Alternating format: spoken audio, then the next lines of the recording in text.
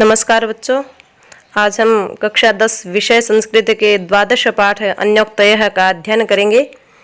इस पाठ के 5 श्लोक हम पढ़ चुके हैं। आइए पढ़ते हैं छठा श्लोक।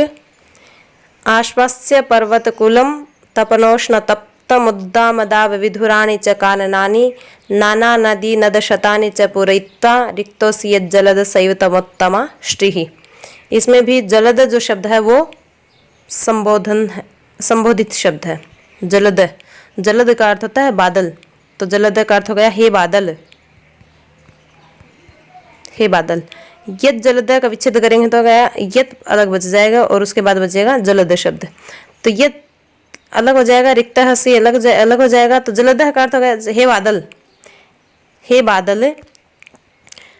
आश्वस्य पर्वतकुलम, पर्वतकुलम पर्वतों के कुल को, कैसे पर्वतों के कुल को, तपनोष्ण तप्तम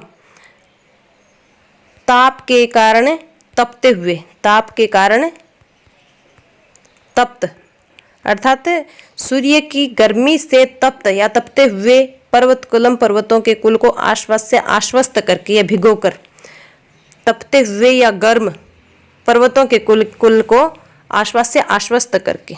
बादल अपनी वर्षा से तपते हुए पर्वतों को भी शांत कर देता है, ठंडा कर देता है। तो इसलिए कहा है हे बादल, तपनोष्ण तप्तम, तपन के कारण अर्थात सूर्य की गर्मी के कारण तपते हुए पर्वतों के कुल को आश्वस्त करके। दूसरी पंक्ति में है तपनोष्ण तप्तम का मैं उधर हो जाएगा फिर यहाँ, और उसके बाद बचेगा यहाँ उद्दाम, उद्दाम दाव विधुराणी। उद्दाम का अर्थ हो गया ऊंचे ऊंचे, दाव का अर्थ हो गया पेड़, विधुराणी का अर्थ हो गया रहित, ऊंचे ऊंचे पेड़ों से रहित, काननानी जंगलों को, ऊंचे ऊंचे पेड़ों से रहित जंगलों को, अर्थात जिनके पेड़ बहुत ऊंचे नहीं हैं, बहुत ऊंचे नहीं हुए हैं। किसके कारण? वर्षा के अभाव के कारण। तो वर्षा की कमी के कारण जिनके पेड़ ऊंचे नहीं हैं, तो ऊंची ऊंची चोटियों वाले पेड़ों से रहित जंगलों को आश्वस्य आश्वस्त करके। पहली पंक्ति का अर्थ हो गया तपते हुए या गर्म पर्वतों के कुल को आश्वस्त करके। दूसरी पंक्ति का अर्थ हो गया ऊंचे पेड़ों से रहित जंगलों को आश्वस्त करके, अर्थात जिनके पेड़ बहुत ऊंचे नहीं है, जिनको पानी नहीं मिला है, तो उन पेड़ों की जो बढ़ोतरी नहीं हुई है, उनकी वृद्धि नहीं हुई है, ऐसे पेड़ों वाले जंगलों को भी आश्वस्त करके। तो पहली पंक्ति में बताया गर्म या तपते हुए पर्वतों के कुल को आश्वस्त करके। दूसरी पंक्ति में बताया है ऊंचे ऊंचे पेड़ों से रहित जंगलों को आश्वस्त करके। तीसरी पंक्ति में है नाना नदी नद शतानी च पूरयित्वा। च और नाना का अर्थ हो गया अनेक नदी नदियों को, नद शतानी शत का अर्थ हो गया सैकड़ों नद तालाबों को, अनेक नदियों और सैकड़ों तालाबों को पूरयित्वा भरकर। न जाने कितनी नदियों को तुमने भरा है, पूर्ण किया है पानी से, और सैकड़ों तालाबों को भी भरा है। तो अनेक नदियों और सैकड़ों तालाबों को भरकर रिक्तोसी, रिक्त खाली असी हो गए हो,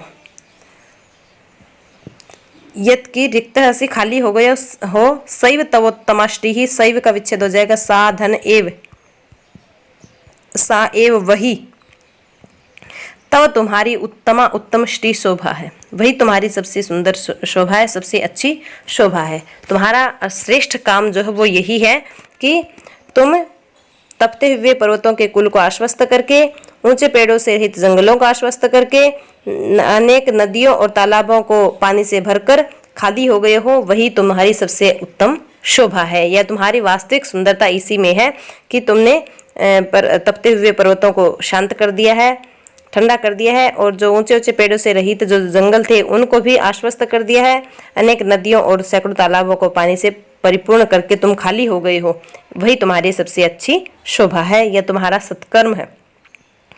जलद हे बादल, आश्वस्य पर्वतकुलम तपनोष्ण तप्तम, तपनोष्ण तप्तम तपते हुए या गर्म सूर्य की ताप से जलते हुए पर्वतकुलम पर्वतों के कुल को आश्वस्य आश्वस्त करके। उद्दाम दाव विधुराणी च काननानि, और ऊंचे ऊंचे पेड़ों से रहित जंगलों को आश्वस्त करके। नाना नदी नद शतानी च पूरयित्वा, अनेक नदियों और सैकड़ों तालाबों को भरकर रिक्तोसी खाली हो गए हो। शैव तमोत्तमाष्टि ही, वही तुम्हारी सबसे उत्तम शोभा है, सबसे अच्छी सुंदरता है।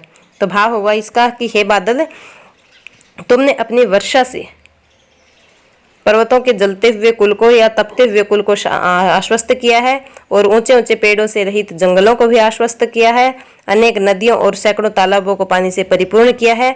और उसके बाद ये सब काम करके तुम बिल्कुल खाली हो गए, अर्थात तुमने सारा पानी अपना बरसा दिया है, और उस पानी से पर्वतों के कुल को शांत किया है, जंगलों को शांत किया है, और नदियों और तालाबों को जल से परिपूर्ण किया है।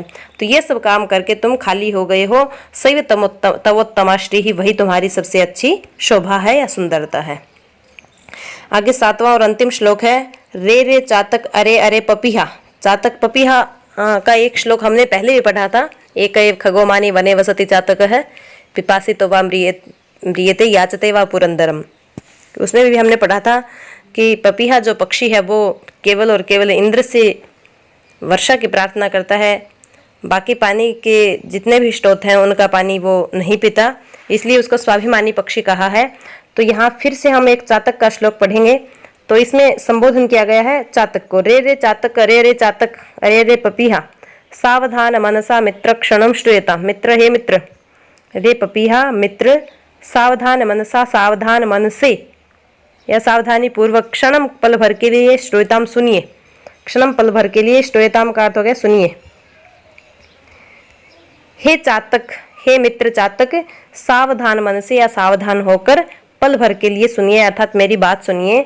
श्रोताम यहाँ जाएगा, यहाँ बच जाएगा अम्भोदा। अम्भोदा का अर्थ होता है बादल। कि अरे चातक पपीहा मित्र, तू सावधान होकर सुनिए या मेरी बात को सुनिए कि अम्भोदा बादल बहव बहुत से ही निश्चय से समती हैं गगने आकाश में, कि आकाश में बहुत सारे बादल हैं। सर्वे पि नैतादृशः का विच्छेद हो जाएगा, सर्वे पि का विच्छेद होगा सर्वे धन अपि। सर्वे का अर्थ हो गया सब, अपि का अर्थ हो गया भी, तो अर्थ हो गया इसका सभी।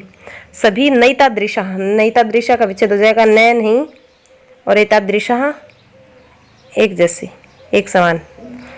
तो सर्वे भी सभी नैतादृशः ऐसे नहीं है, अर्थात एक समान नहीं है। आकाश में बहुत सारे बादल हैं, परंतु सर्वे पे नैतादृशः सभी एक समान नहीं है, एक जैसे नहीं है। और वो कैसे हैं? केचिद, केचिद का अर्थ हो जाएगा कुछ। वृष्टि भी आर्द्रयंती, वृष्टि भी आर्द्रयंती का विच्छेद हो जाएगा वृष्टि भी, वृष्टि भी आर्द्रयंती का विच्छेद होगा वृष्टि भी धन आर्द्रयंती। वृष्टि का अर्थ होता है वर्षा, तो वृष्टि भी का अर्थ हो गया वर्षाओं से, आर्द्रयंती भिगो देते हैं या गीला कर देते हैं। तो केचिद कुछ बादल ऐसे हैं जो वृष्टि भी वर्षा से, आर्द्रयंती गीला कर देते हैं। किसको? वसुधाम। वसुधा का अर्थ होता है पृथ्वी को, वसुधाम का अर्थ हो गया पृथ्वी को, वसुधा का अर्थ होता है पृथ्वी। तो कुछ बादल तो वर्षा से पृथ्वी को गीला कर देते हैं, भिगो देते हैं।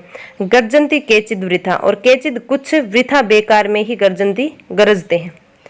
कुछ तो ऐसे बादल हैं कि जो वर्षा से पृथ्वी को भिगो देते हैं, पृथ्वी का दामन गीला कर देते हैं, और उनमें से कुछ ऐसे हैं जो बेकार में ही गरजते हैं।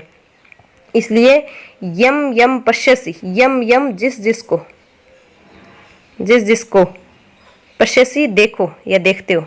इसलिए जिस जिसको तुम देखते हो, जिस जिस बादल को तुम देखते हो, तस्य तस्य पुरतः, तस्य तस्य उस उसके पुरतः का अर्थ होगा सामने, उस उसके सामने माँ ब्रूही, माँ मत, ब्रूही का अर्थ होगा कहो, मत कहो। क्या मत कहो? दीनम वचः, अपने दीन वचन या दुखी वचन। दीन वचन कौन से? कि पानी से पपीहा क्या चाहता है? वर्षा का पानी।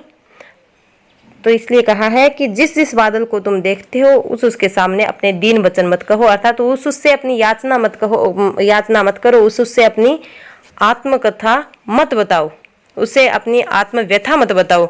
अर्थात तुम हर बादल के सामने हाथ जोड़कर पानी की प्रार्थना करते हो, तो उनमें से बहुत सारे बादल तो ऐसे हैं जो वर्षा करते हैं, और बहुत सारे बादल ऐसे हैं जो खाली गरजते हैं। इसलिए तुम जिस जिसको देखते हो उस उसके सामने अपने दीन वचन मत कहो। और इस श्लोक के माध्यम से हमें भी संदेश दिया गया है कि हमें भी अपनी आत्मव्यथा उसी व्यक्ति के सामने कहनी चाहिए जो हमारा कुछ समाधान कर सके, या हमारी आत्मकथा, आत्मव्यथा को अपनी व्यथा समझे।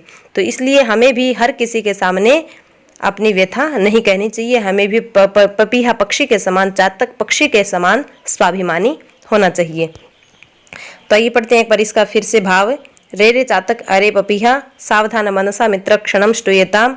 रे रे चातक पपीहा, जो पपीहा पक्षी, रे मित्र सावधान मन से पल भर के लिए मेरी बात सुनिए कि अम्भोदा बहवो ही संति गगने, अम्भोदा बादल बह बहुत से ही निश्चय से संति हैं गगने आकाश में, आकाश में बहुत सारे बादल हैं। सर्वे पे नैता दृशा, वह सभी एक समान नहीं है, कि आकाश में बहुत सारे बादल हैं परंतु सभी बादल एक जैसे नहीं हैं। उनमें से केचित वृष्टि भी आर्द्रयन्ति वसुधाम, उनमें से केचित कुछ तो वृष्टि भी वर्षा से आर्द्रयन्ति गीला कर देते हैं वसुधाम पृथ्वी को, उनमें से कुछ बादल तो ऐसे हैं जो वर्षा करके पृथ्वी को भिगो देते हैं। गर्जन्ति केचित वृथा, और कुछ ऐसे हैं जो बेकार में ही गरजते हैं।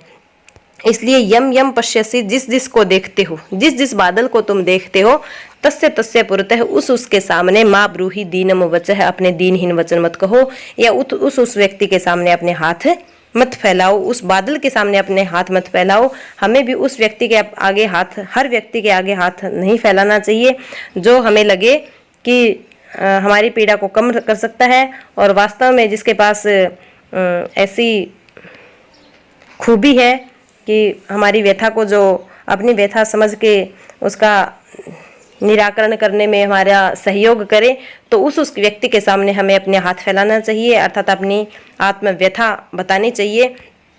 तो एक बार फिर से इसका भाव देखेंगे कि अरे चातक मित्र सावधान मन से पल भर के लिए मेरी बात सुनिए कि आकाश में बहुत सारे बादल होते हैं परंतु सभी बादल एक जैसे नहीं हैं।